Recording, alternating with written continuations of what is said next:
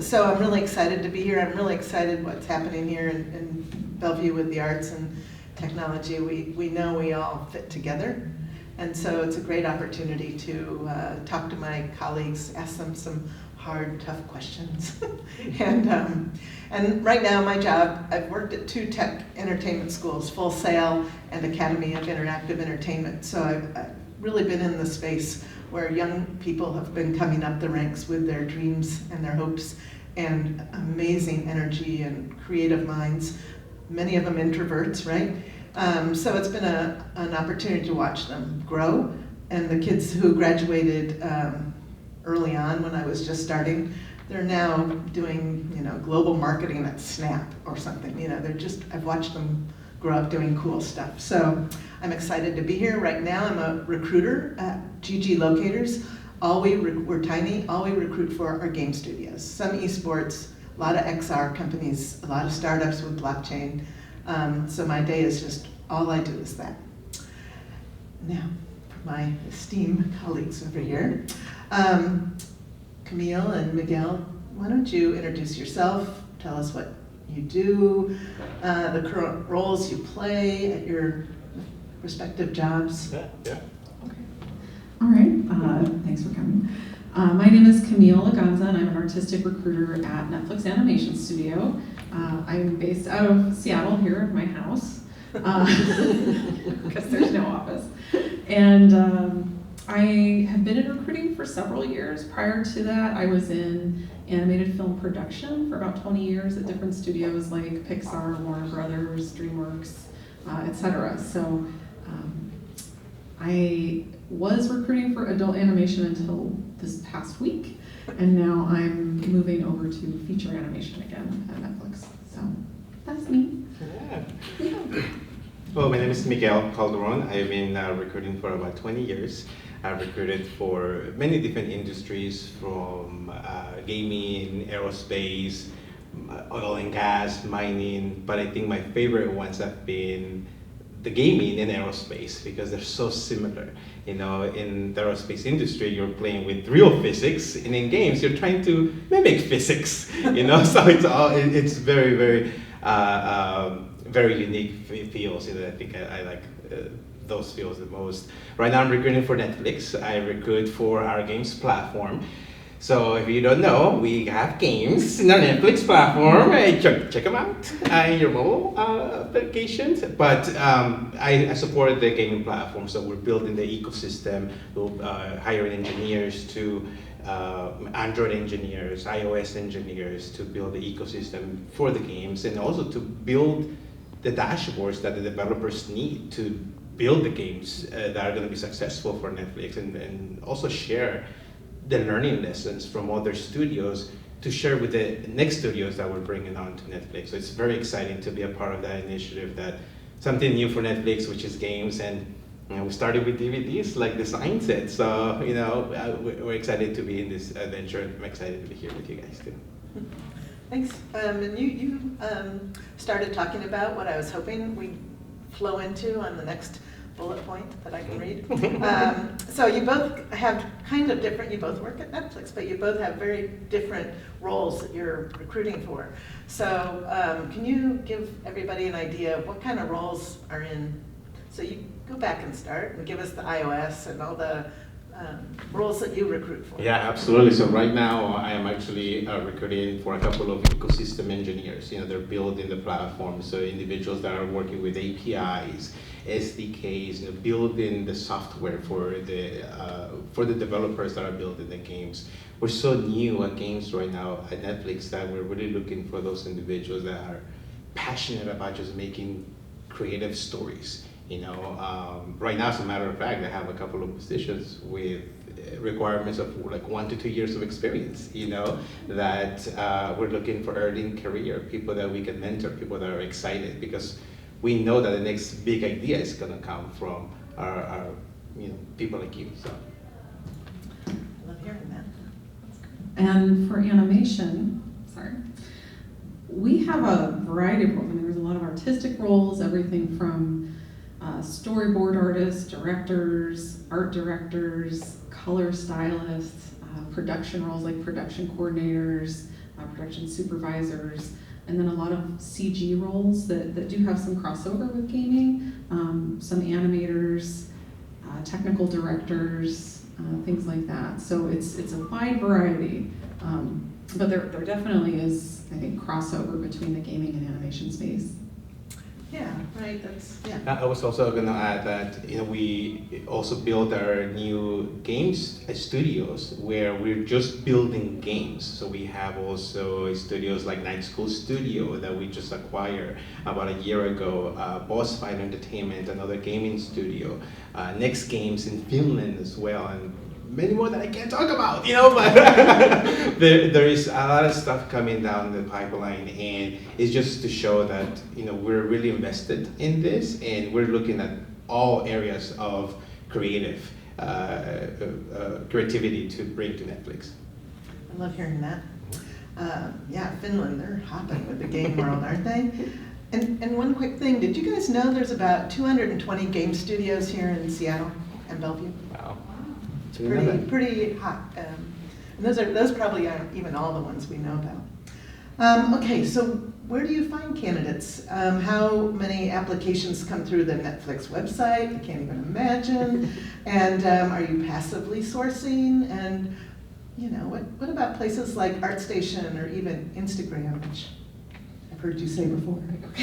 It's interesting for animation. I think we will post roles, but stylistically, there's a wide variety of different projects, everything from 2D to CG, and so the number of roles that are actually posted on the website, the job site for Netflix, is really low compared to the number of openings. We do a ton of passive sourcing, and so a lot of the artists that we're looking at are on Instagram. We'll look on TikTok. We will look anywhere and everywhere that artists are, just to see kind of what work is out there, because you never know what a film or a project is looking for, and so it's a challenge to get through all the applications. How many people are applying? A bajillion. You have enough time? Yeah, a lot. I like a jillion. I love that number. Yeah, no, you mentioned ArtStation. That's another great source. ArtStation. I also say, your personal portfolios. Yes. Your YouTube channels. I have found many people on YouTube just because they're doing tutorials on X, Y, Z. And I'm looking for that expert, and I will just message them like, hey, I'm looking for X, Y, Z, and they'll respond, right away. So I think that. Just paying attention to detail as you're building your portfolio, as you're, putting your YouTube channel together. Imagine that there's 1,000 other people that want the same job. Why would the hiring manager want to talk to you? So bring that attention to detail in whichever medium you're using. I was going to say too, in regards to portfolios, really taking a look and doing deep dives into people who are already doing the job that you want to do someday, or move into, because I've seen a lot of people, you got to click through and see all kinds of things, but recruiters and researchers on our team typically don't have a ton of time to do really deep dives into portfolios. So you really want to get the best work front and center. And then also make sure you have contact information, which is a really simple thing, but you would be surprised how many people put their work out into the universe without being able to be contacted. Yeah. We will find you somehow, but we will find you. it's helpful if you have your contact information there. Even on LinkedIn, you when you put your profile together, I'm always clicking, on LinkedIn if they have their email, if their portfolio's there. Just put everything you can up on LinkedIn, because we're on LinkedIn a lot. At least I am right now, right? Yep. Absolutely. Yeah. Okay, so can we be more specific about portfolios? What experiences are you also looking? Are you hoping that they have, that you can see on their portfolio? How are you, dialing that in? Yeah, I would say, piggybacking on what you mentioned about looking at individuals that worked at that game, or that studio that you're interested, just look them up. They're in the credits of the game, So look up those names in ArtStation, and typically a lot of these people will have their own portfolio as well, so you can see the type of detail that they're looking for. So that would be my tip there. That's a good tip. Yeah, I think that's a really great piece of advice that I give to. Just always look at the credits of a show, or check out IMDb and just see who's doing what. And 98% of the time, those artists will have portfolios. In regards to creating your own portfolio, I think not being really precious with your work and just knowing that your portfolio is always going to be a work in progress is huge. Because I think people sometimes hold on to old work when really you got to get rid of it and put the new work there, because you're always improving, whether you're an artistic job or technical job or production job. Just make sure you're putting your best self out there. Yeah, that should be the first thing you want people to see is your absolute best. Why have anything else out there? It could be a small portfolio.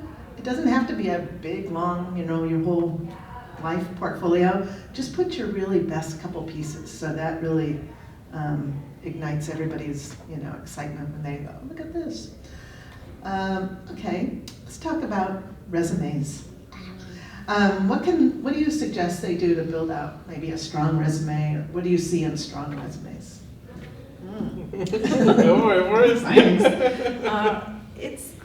It's interesting. So for animation, I feel like half of our roles are artistic, and we don't care about your resume at all. Yeah, it's sure. really about your portfolio, 100%.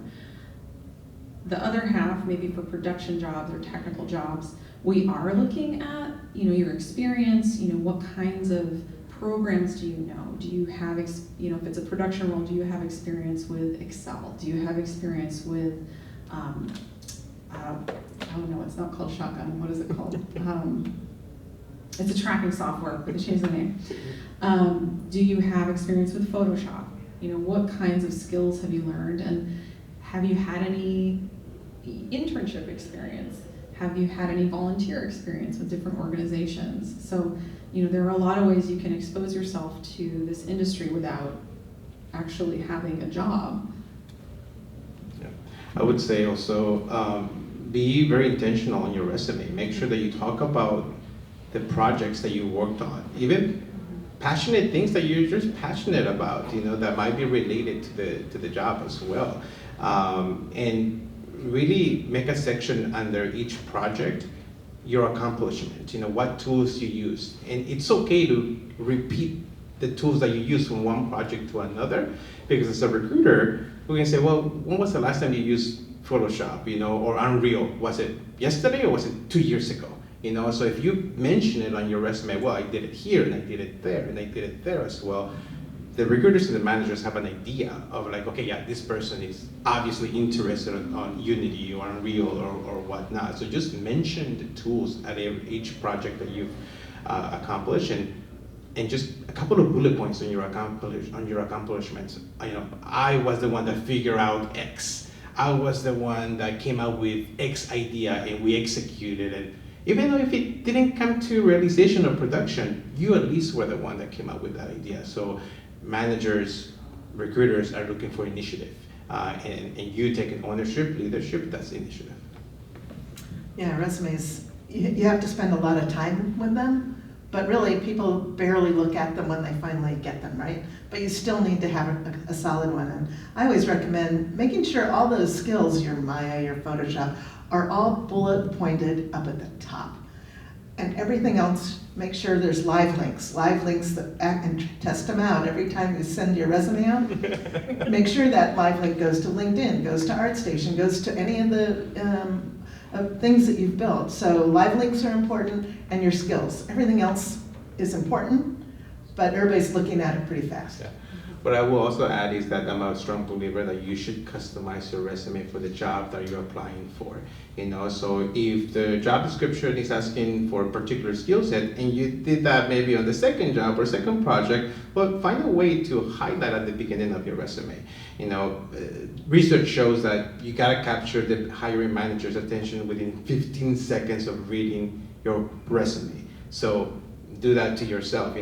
As I read my resume, is there enough information in these 15 seconds that the hiring manager or whoever is looking at my resume that is gonna wanna know more about me?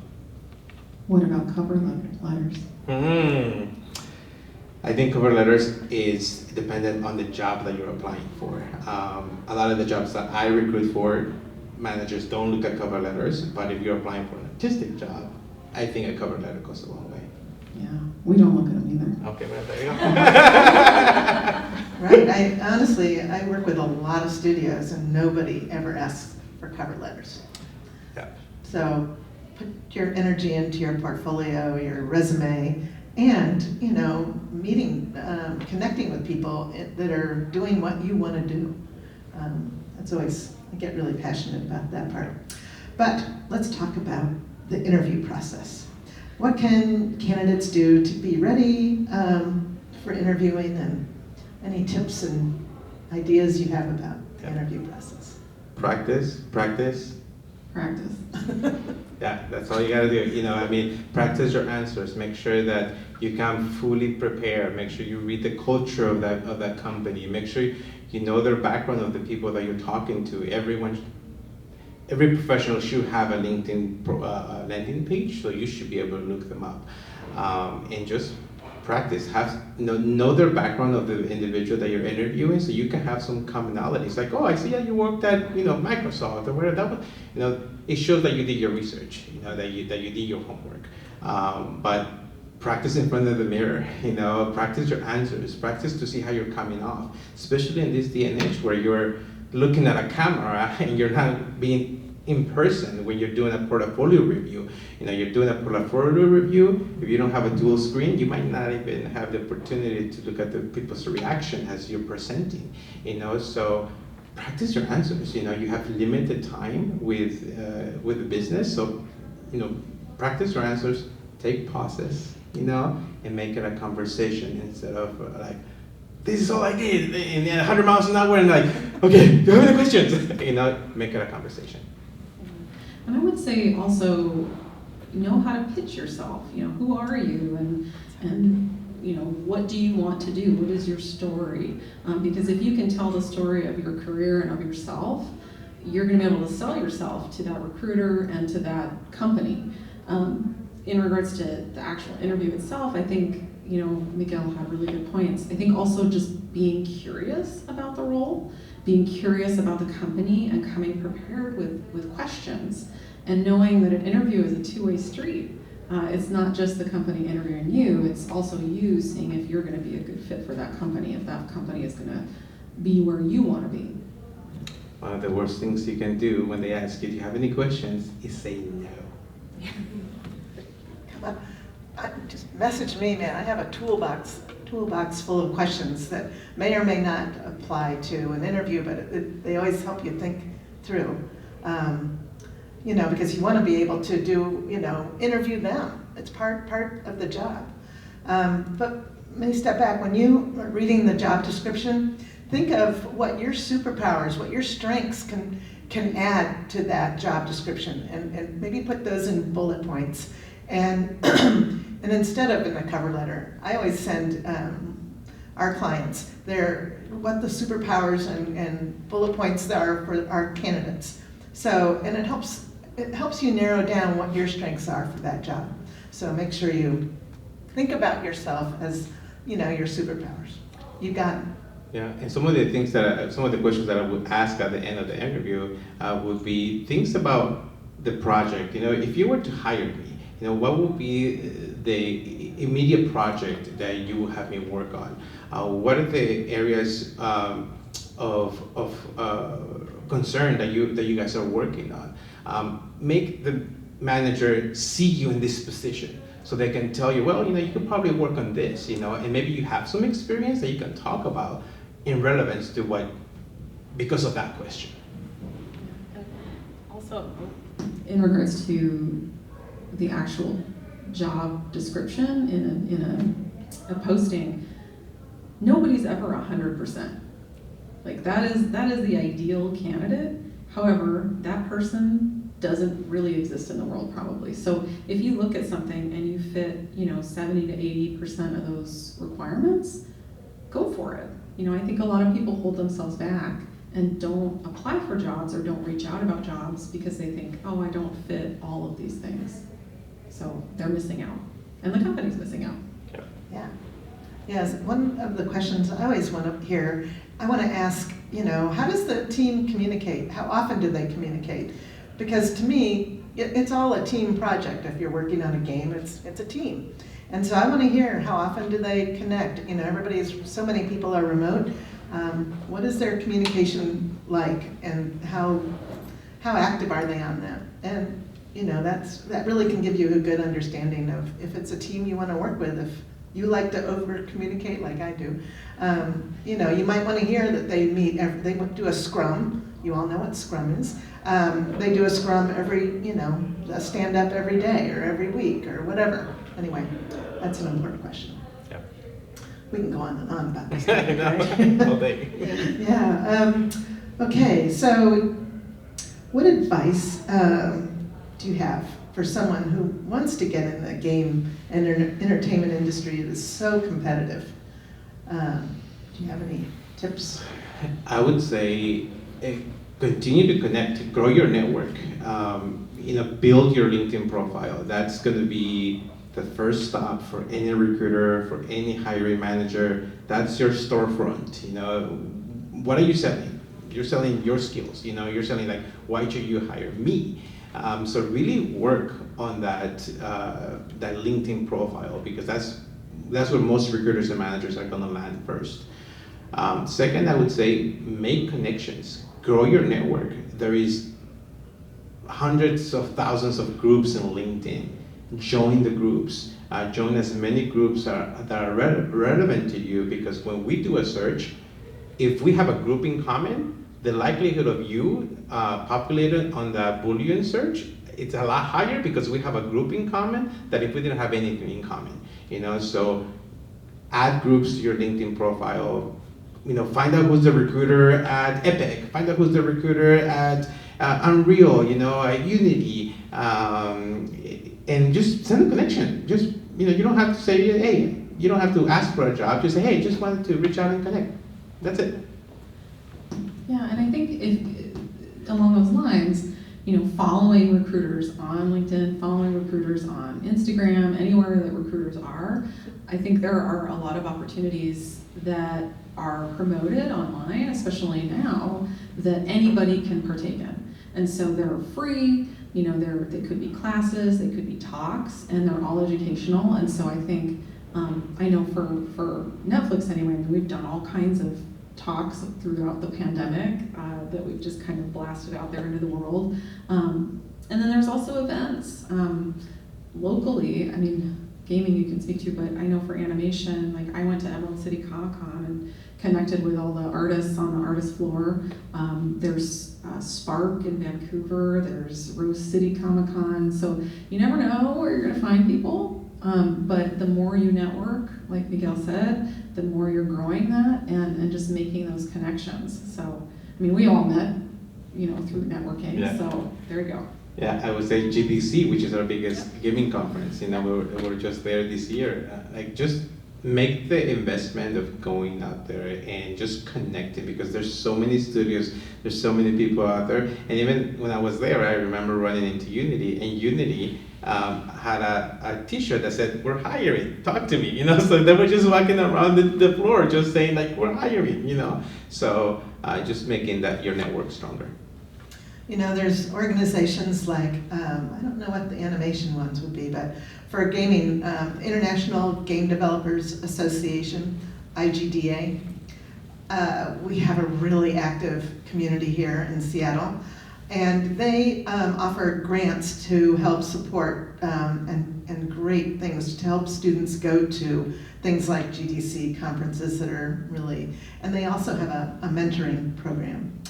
But I want to say one more thing. I find that if I follow people on like Twitter, I go to that studio and I look and see what they're excited about, because everybody's shouting it out on Twitter or Instagram, but I find Twitter more helpful. Not really, I really hate Twitter, but for this purpose, I go to the studio, I follow what they're doing, and then I start seeing who's talking from the studio. So that way you can get an idea of who's working there, how excited they are, what are they excited about. So before you go for an interview, you might be able to say something like, oh, well, I saw you just announced blah, blah, blah. And at least it shows that you have really opened your head and heart to the industry in some way. I've found internships just by talking to someone on Twitter that I got, my students hired into, and they're still working there today. So it's a really good source. I would also just say, if you are connecting with recruiters and you don't hear back, don't feel bad. Just because we get so many reach outs on LinkedIn and just different professional platforms that sometimes the volume is such that we just can't. And it doesn't mean that we don't want to. It just means that we have to be careful with our time. So. And before coming to Netflix, I worked for Microsoft. I was recruiting for Halo, Gears of War, and those games, the bar is really high, so find out who the community managers are for those games. Usually a AAA game is gonna have a community manager, and they're gonna talk about the good and the bad, but find out who they are and just connect with them and follow them. Yeah, we're covering everything in my bullet points. You guys are awesome. Okay, so what kind of strategies do your departments use to hire minorities? I'll take this. So just kind of harkening back to different organizations, for Netflix animation, we're really new, so we're only 4 years old in the Netflix of it all. And we work and partner with a lot of different animation organizations, like I had to write them down because I didn't want to miss any. Women in Animation, Rise Up Animation, Illuminative, which is a really cool Native American in the arts org, Veterans in Media, Asians in Animation, Latinx in Animation, Black in Animated. And we also have a foundations program that runs every year through our outreach and engagement program. And I think last year, so we had 52 mentees that were paired with 22 Netflix animation mentors. And that was through working with candidates from Latinx in animation, and then also an organization called Exceptional Minds, which is a nonprofit for people with autism. And so just trying to open doors that are traditionally just not as available for people. We're really, really actively trying to partner with those organizations and just make sure that our jobs are out there, that we're working with them, and just finding the people who are really interested in being in animation. Yeah, we also just launched our new grad program this year as well, and if you guys connect with me on LinkedIn, there's actually a post on my future post talking about the new grad program as well. And we hire, I think, 200 plus new grads this year. This is the first time Netflix has done that before. So we're really invested in an early career, and hence why we're here. Are they looking for new grads from, that are graduating from college? Because so many creatives are learning on their own, right? They're like, you can go on YouTube and really get a lot of information about Maya or ZBrush, or you can go on Maya's website, right, and learn a lot. So is there opportunity for maybe not the same graduate to apply? I don't have all the details because I wasn't. No. But I do think, one thing that I very I take pride on Netflix is that I don't think in any of my roles at Netflix, the business had mentioned to me like, we need this degree from this school, It's never been like that. It's been in regards to, can you do the job? Are you passionate to doing this job? We don't even ask for degrees when we don't even check degrees when people get hired at Netflix. Good. I hear that a lot, so I'm glad to hear that. Okay, so let's talk about mentors. I know you started talking about that, but how do you get a mentor?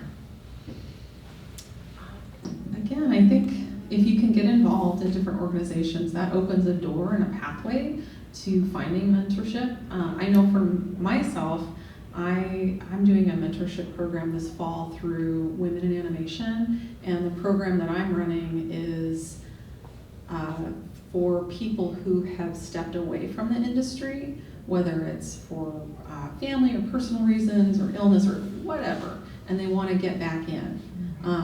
So it's a mentorship circle, and so we'll meet all this fall and hopefully help get them back into the program. So I think for animation specific mentorship programs, they exist. Every major studio has them, but I think in my experience, the animation community is really giving.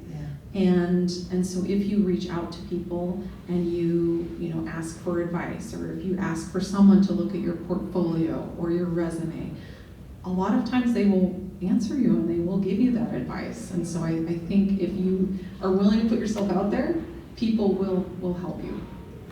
I would say even to that tone, being vulnerable, it's okay to say, I don't know how to do this, but I saw you did this, and I'm curious. And that curiosity is going to go a long way. And owning up to your mistakes, that's going to buy you a lot of credibility with people that want to coach you, because they will see like, okay, yeah, this person own their mistakes, they want to learn, and I'm okay, don't try to hide your mistakes. That's the only way you're going to learn, and it's okay to fail, but it's okay to acknowledge that and learn from it. At Netflix, we have this culture of feedback. We give feedback all the time to each other, and sometimes, I might come off a certain way, and one of my colleagues, right after the meeting, they'll say, hey, can I give you some feedback, and they'll tell me, and I appreciate that, that sometimes my own biases, I don't see that, right? So for you, it's the same thing, be honest, be vulnerable, and put your best foot forward, and people are gonna wanna coach you. And I think along those lines too, don't be afraid to put yourself out there. If you're just applying for a job, like I said, there's a bajillion applications, but you're gonna wanna make those personal connections. You're gonna wanna take the extra step and put yourself out there, even if it's hard, because it is hard. It's hard to network. Last fall, I did another mentorship program through Women in Animation, and one of the things I made my mentees do was a networking challenge, where for a month, this was a little intense, but for 30 days, I had them do one thing every day to network with people. And it could just be as simple as liking someone's post on LinkedIn. Just kind of putting the seeds out there, because networking isn't just, hey, Miguel, I need a job. It's about developing that relationship and that connection, because 5 years from now, you may call Miguel and say, hey, I'm ready for that role. And if he knows who you are, there's a bigger chance that he's going to be willing to kind of put you forward for a specific job. And by the way, that's the worst email you can send to a recruiter via LinkedIn. Hey, you have a job for me. Do your work, do your research, find out which positions are more a fit for you. And when you reach out to that recruiter, say, hey, I saw this position. I might not be as qualified, but I have this portfolio. Would you mind taking a look at it? Even that type of connections are valuable, because you never know, that recruiter or that manager could help you this year or 2-3 years down the line. Yeah, you never know where. I would say it's planting seeds, and you never know where those seeds are going to sprout up. But I always like to phrase the question. Would you look at my portfolio? Would you have time? I know you're busy. I admire the work you're doing. What should I be doing so I could be a strong candidate for a studio like yours? If you kind of phrase it like, what can I be doing to build up my whatever, my skills, So I'm a strong candidate for your team. Great. You know, yeah.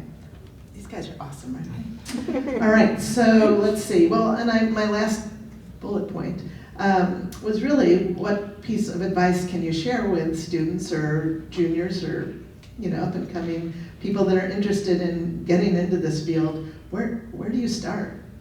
Is it school? Is it? You know, it starts, I think, within the passion that you have inside of wherever you want to go. If it's, you know, art, if it's technical, if it's engineering, if it's, you know, animation. You know, right now the games are going towards this ecosystem of technical art. You know, that people need to have the technical capabilities, not just the art capabilities to build the games that they're building. You know, so take some coding lessons. You know, just, you know, get yourself situated about the current technologies and how they're helping studios. I know a lot of studios use Unreal Engine. You know, play around with Unreal. You know, build a house in Unreal. You know, build a little guy that walks around in Unreal. It could be intimidating, but if you do that one thing every day for 40 days, you know, you're eventually gonna build a new habit and continue to build your portfolio. Spend time on your portfolio. You know, mention what advice is there. Really attention to detail, the presentation. You know, don't just worry about like, yeah, I know how to make these monsters or these robots or these, you know, like, great, yeah, you can make them a robot, but what's behind? What's the shadows? What's the smoke? You know, the reflection. You know, like the attention to detail. I remember one time when I was recruiting, my first time recruiting for Halo. This was through the agency side of things, and this was the first time I was sending resumes and portfolios, and for 3 months they're like, nope, nope, nope, nope, but they wouldn't give us feedback, you know, because we were in the agency side of things, so we didn't have a strong connection with them. And then I begged the business developer manager to get me in front of them. I'm like, just try to get me in front of them, and he did. So we had this meeting with 343, and I brought 15 portfolios with me. And I sat down with the hiring manager and said, okay, tell me what you do. When I send you a portfolio resume, walk me through your process. And he's like, well, you send me this resume, you send me the portfolio. I don't even look at the resume. I go straight to the portfolio, you know, and then I look at this, look at the shadows here, look at that, you know, is that pretty? Is that, you know, the attention to detail? And then I go back and look at the resume, because now I have enough information, like, yeah, this person has enough attention to detail. I want to learn more about this person. Let me see what kind of tools they use. Let me see what, you know, where they work. And it could be just also school projects as well, but the attention to detail in your portfolios is what's going to get you in the door. And don't be afraid to take a contract role as well. That's the best way to get your foot into a Microsoft, a Netflix, you know, Google, through a contract position. Yeah, how to get in, that's where we're, okay. Where would you start? Yeah, there are so many different pathways, and one of my favorite things as an artistic recruiter in animation is I always ask people like what their backstory is, and you will find in animation that people have the most bizarre paths into the business. Everything from like, oh, I used to be a puppeteer, and then now they're a storyboard artist, or you know, I owned a bike shop and I played in a band with some animators. And now that person's an animator, you know, so you're like, okay, that's interesting. And so I think just, again, being vulnerable, putting yourself on the path of the industry that you want to be in gets you involved in it, you know, even in a small way. And I think just kind of similar to what Miguel was saying, contract roles are great, but also setting your sights on smaller studios and starting out there, because there's no shame in starting out at a small company and learning and just getting as much as you can out of that before you move on to kind of the bigger, you know, AAA games or major film and television studios.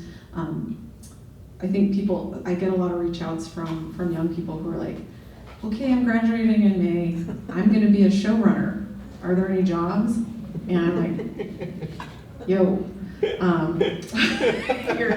you're just graduating, and a studio is not going to risk millions and millions and millions of dollars on you until you know what your job actually is, until they can trust you with millions of dollars to create and manage a crew. And if you don't know exactly what that crew does, then you need to put in the time. And so I think just knowing that and being willing to kind of work for things is huge. Yeah, yes. And so on the game side, Seattle, game jams. If you're even slightly interested in the game world, game jams happen all the time. And a game jam is an opportunity to work with a team. You just bring whatever skill you have. I've even been on a VR game jam. I have no skills, right, in that world.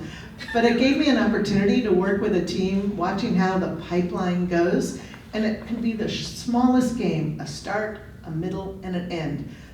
But there's somebody there who might be wanting to try out their, Unreal Engine skills, and there's going to be someone who will be on this team who might want to, try out how they're going to do character modeling. So if you can get on a game jam team, it's a great way, to meet people, because all those people are also in this industry. So there used to be recruiters that would come to the Science Center when we did Global Game Jam. Recruiters would be walking around and just watching how you work with a game team. Are you, humble, or are you calling the shots? Are you a leader?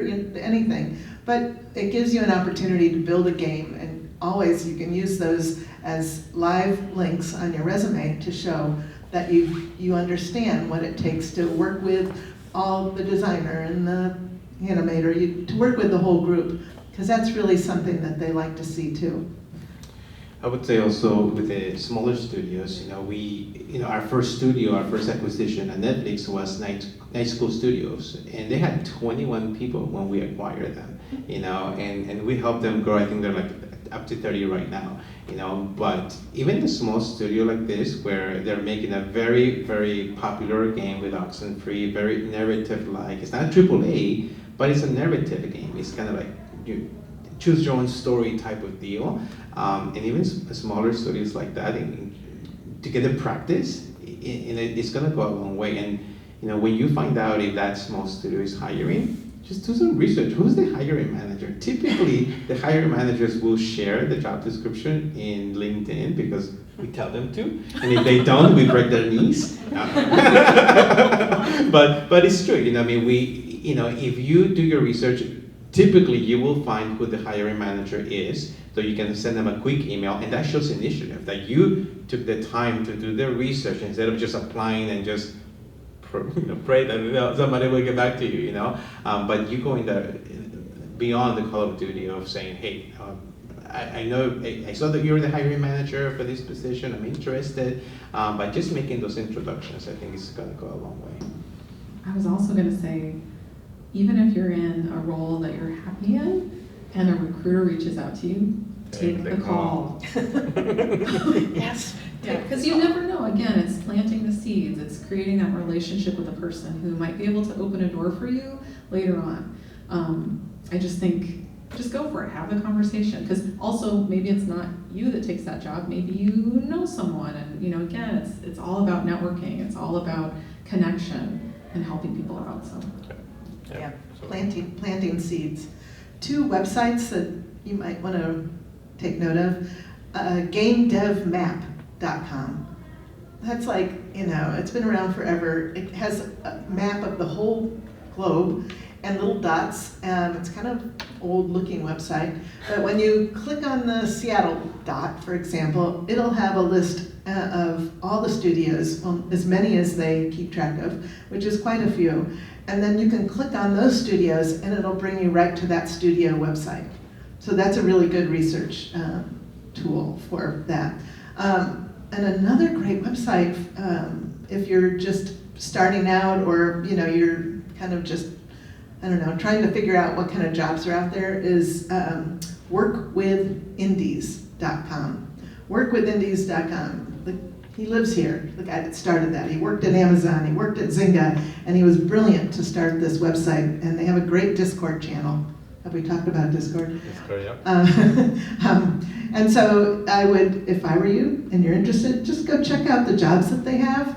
A lot of them are indie studios that may be taking, someone who doesn't have, 5, shipped games in 10 years in the AAA. So that's a good thing. And join that Discord.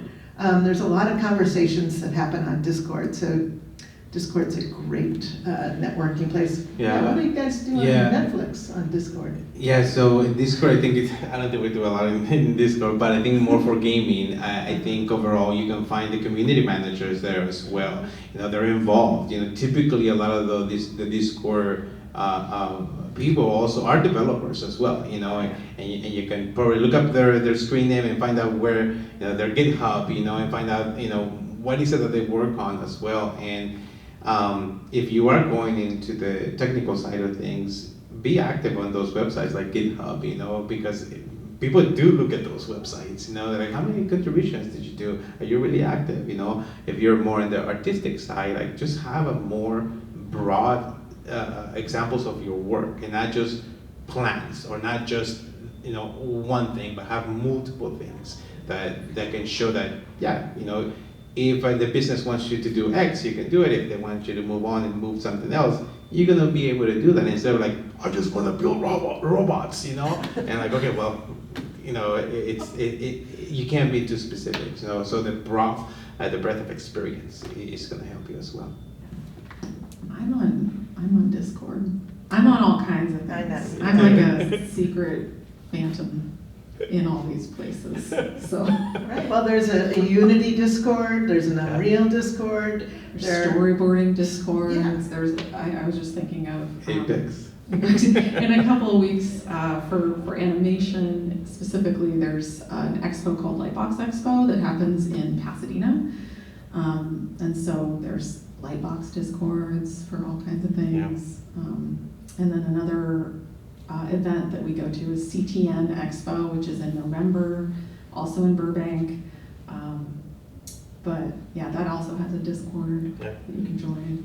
All kinds of things. I will also say, like, follow the industry leaders in LinkedIn. They post a lot of content in LinkedIn. Phil Spencer, Matt Booty, Sarah Bond. Like all those. Find out who's the leader of Blizzard, of Sony, and just follow them. Because you're gonna get to also be in the know when those things come down, and you have an interview. You can remember, you can recollect that. Hey, I saw you guys.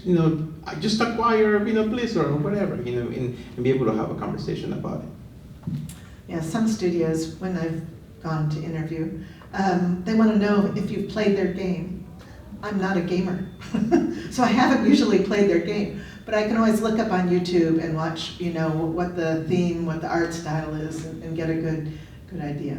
Although, I did use my stimulus check to buy an Oculus Quest during the pandemic, and that helped me, go see the Great Wall of China while I sat in Ballard.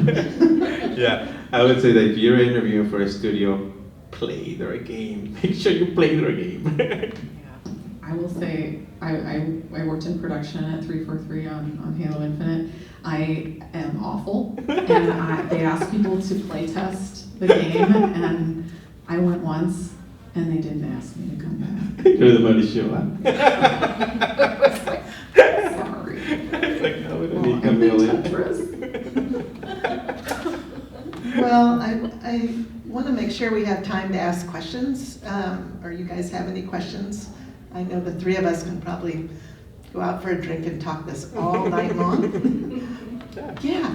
Yeah, I have a question. Does Netflix have an internship for high schoolers at all? Oh, good question. Does Netflix have an internship program for high schoolers? I don't think so. No, I think it's early in career, but that's college. Yeah, no. But go ahead. Oh, no, I have another question.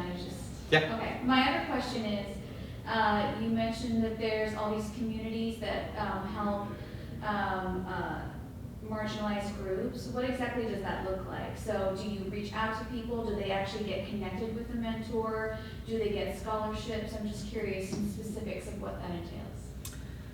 I can speak to our outreach and engagement programs. I'm not in that group, specifically, but I do work really closely with them, and so it's building programs with those nonprofit organizations that will help bring artists or technologists or whoever it is into Netflix to learn. So applicants or like interns? They're paid, so we actually call them mentorships. Okay.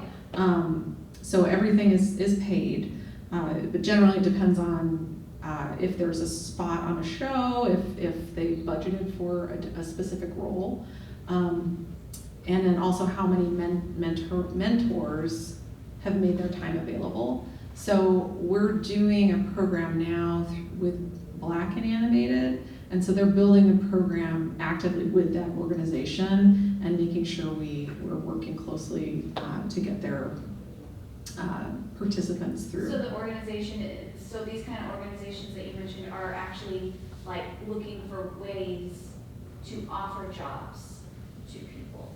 So it's not just like a scholarship program, it's the actual job. It's actual positions, yeah, and they're learning roles. Sure. So they're not necessarily like full-time on a show for X amount of time. It's usually for about a semester long. Okay. Yeah, and I would say for engineering, we have our ERG groups, which are they work with organizations like Latinas in Tech, where we have a partnership where when we have a job for early in career, we reach out to them specifically and said, here's the job, do you have anybody that could be a fit? And so we do have ERGs, which are employee resource groups. Yeah. Okay, cool, thank you. Yeah. And they also promote the jobs. Yep. Just those communities within Netflix. We really try to actively, a lot of times access to these roles is limited to people who are on LinkedIn, and not everybody's on LinkedIn. And so where else can we get the word out? And so they're really active in helping us get things listed on their job boards and just in front of their members. Okay, I have one more question. Yeah, please, yeah, please. This is super interesting for me. So the other thing I'm wondering is, if you are recruiting for Netflix, because it's digital, do they need to actually live, is there a location, do they need to be relocated anywhere, or can they work virtually? Well, we live here. Yeah, I'm here in Washington. Our headquarters is in California. Yeah, Okay. so some roles might be, required to be in person, but I mean, it's such a weird time right now that I feel like the one good thing that came out of COVID is just you can work from anywhere. I think everybody's kind of discovered that, so geography doesn't really matter too much. Okay, thank you. Yeah, that's probably the best part of the pandemic, right? We've all learned that it can be, and I'd say probably 90% of our clients that we work with, studios that we work with, are all remote. There are some that want you to be in that town, and maybe it's a hybrid, you go in once or twice a week, but pretty much everybody is remote. I would say also, depending on your situation, don't be afraid to apply for positions outside the state, because you never know if they're open to remote, and if you're willing to relocate, they might be willing to pay you to relocate, so if you're early in career, maybe you don't have, kids, you're not rooted, and it's easier for you to travel and get that experience, especially if they're paying for it, right? Yeah, thank you for all those good questions. Any more questions? Yeah. So you said that you like to ask your potential candidates what their backstory is. What are your backstories? Right, you did, I remember you asked us that early on. I avoided that one. Well, you go first. There you go, like, to the fire. In a nutshell. So I know, sorry. So I grew up mainly in Colorado, and I had no intention at all to go into animation or film. I was always really interested in it, but I didn't really know it was a thing that people did because I was in Colorado. And I went to school in Iowa, and again, didn't know it was a thing. And then my senior year, I was really tired of Iowan winters and the snow, and I was like, I need to be in LA, I need to see some palm trees, and so I finagled an internship at Warner Brothers Feature Animation on the Iron Giant. And I didn't know, but I was just this little person like filing artwork in the corner, while Brad Bird was pitching things, and I was like, wow, this is pretty cool. So when I graduated, I thought, I'll go move to LA and do that for a little while, because I originally intended to go to grad school for English literature, but yeah, here I am, years and years later. But I've worked, my first real, job was at DreamWorks. I was a director's assistant on a really horrible project that I will not name. But it was really interesting and really wonderful people. Then I went to Warner Brothers Feature Animation. From there I went to Pixar, where I worked on The Incredibles, I'll say that. My favorite. And then I went to Turkey. I lived in Turkey for a few years. I kind of took a detour, and then I worked in Ireland at a studio called Cartoon Saloon that made The Secret of Kells, and then DreamWorks again in the U.S., and then Netflix. Netflix, yeah. That's awesome. That's an awesome story. I didn't know you worked on The Incredibles. We got to talk. Yeah.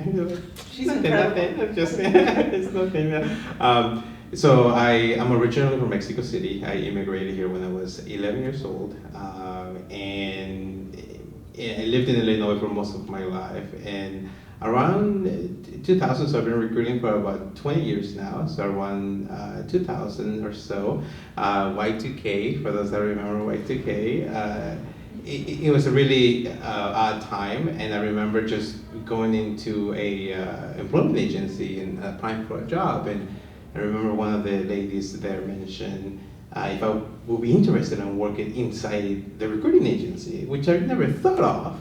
I said sure, and they gave me an opportunity to interview. The next day they called me with a job, and they offered me a position of a receptionist. I'm like, sure, I'll take the receptionist position. 3 months into it, they promoted me to a recruiter, and then 6 months into that, they promoted me to an assistant manager, and I never looked back. I think recruiting as a profession is one of the fewest professions that you can literally change people's lives. Either by connecting them with opportunities, with studios, with more money, with a title, with location. I've relocated hundreds, if not thousands, of individuals across the U.S. in the last 20 years, and I don't take those situations lightly. I really have conversations with my candidates, really, truly deep conversations about like, hey, you're gonna relocate, or are you really looking to walk away from your job, and really be that coach as well, because we spend a lot of time at work, and the reason why I do this job is because I don't feel this is work, and if I can make that feeling for someone else, then the job is worth it. Yeah, and just as far as getting into recruiting, I didn't intend to get into recruiting either. I feel like a lot of us kind of found our way in, and I had moved up to Seattle. I thought I was done with animation. Had a baby. I'm good. And then DreamWorks called me and was like, hey, we need some sourcing help. Would you like to do that? And I was like, I don't know what that is. And if you don't know what that is, it's basically somebody who goes out and finds a bunch of certain people. So they'd be like, we need to find, there's a show on Netflix called Gabby's Dollhouse for kids. And they were like, we need to find artists who can make cute little tiny things. And so my job was to go, cool. And so I found all of these different artists in America that made little cute tiny things. And that is what a sorcerer does. And so I did that for a little while, and then they were like, oh, you're good at this. Maybe you should be a recruiter. So that's how I got it. But yeah, there's a lot of jobs you don't know about. Yeah. They're pretty fun. Yeah. So I did my master's degree in business administration for the arts. My goal in life is to support creative people to be employed in doing what they do best. I mean, we need creators in this universe. It's not something, you can't really outsource a creative mind, right? We need to nurture our creatives. So my first job at a college was working at the John F. Kennedy Center in Washington, D.C., which was mind-blowing because I just got to, eat, breathe, and sleep opera, ballet, symphony, theater. It was just like every day. And so I stayed there for about 13 years until I had my son. All of a sudden, I didn't give a hoot who was walking through the doors or going on stage. My son was so, that first child, you get mind blown. So my husband came back here on a business trip in July. July in Washington, D.C. is miserable. We all know July here is pretty wonderful despite the smoke. And he said, hey, it'd be great to come out here. We can bike, we can sail around the islands. And I said, find a job. Boom, he found a job right away. So when I came out here, I started supporting fundraising for the local symphony. I got really involved in at Edmonds Community College. And then the college said, we need someone to build a program for helping creatives with professional and technical skills. So any age group, what does that look like? That could be, how to write a contract, or how to do anything for business, because creatives don't really think in those terms, but they have to. So I did that, and then the next thing I knew, my husband got transferred to Florida, and the good part of this was that I got to work at Full Sail University. I got to be in their career office and building relationships with the industry, because Full Sail, Academy of Interactive Entertainment, I don't know about DigiPen, but those schools have to have 70% of their graduates have to be hired in the industry of which they're graduating, so that school can maintain its accreditation. So that way I just sunk my teeth in, and I have grads, from Fox News to Hulu, all across doing amazing things. And there's, like we all know, there's just nothing more satisfying than helping some creative person find their passion and get paid for it. Yeah. With benefits. I'll tell a quick story. When I first moved here to Washington in 2007, I had an interview for Microsoft, for a recruiter position at Microsoft. I actually interviewed for Microsoft 3 times, and I didn't get the job 2 times. I got the job the 3rd time around, and it just goes to show that don't give up. If you are rejected at one place, it's good experience. Learn from it. Always go back and think about, like, what could I have done differently. I always, even when I interview, for positions, after the interview, I'm like, I should have said this, afterwards, So that's the reason why we say, practice your answers before going into an interview, because it is really going to help you kind of put your mind in a mindset of, like, I need to be concise, I have limited time, be specific, talk about your accomplishments, take a pause, ask questions. Yeah. So I want to remind everybody that Techtober, thank you guys for putting all this together. It's amazing. Techtober, which is happening all next month on the DigiPen campus. They'll be featuring guest artists speaking with digital sound orchestration, voiceover, art direction, and the like. And what is something you guys would like to hear happen? Please let those fine people over there know what you might be interested in discovering. I know, Camille, you're going to be doing a lot of moderating on other panels and amazing artists next month. Yeah, I am. What's his name? Mark Schmidt? Is that the person? Brian Schmidt. Okay. Yeah, and That's next month. Yeah, it's next month, so I'm not quite ready yet. But no, he's amazing. Yeah. He's done all kinds of sound design for games, and totally different field than what I'm in, but I'm super interested in it because I love pinball. He did a lot of sounds for pinball games and all kinds of things. So I'm excited to hear his background. And this is a good networking event as well. Also, there you that. go. Anyway, thank you all for coming, and feel free to ask us questions after. Yeah, absolutely. We're going to hang around. I have business cards too as well. So, Same. Business cards. Thanks for coming. Now I gotta get down. Like, I need something help.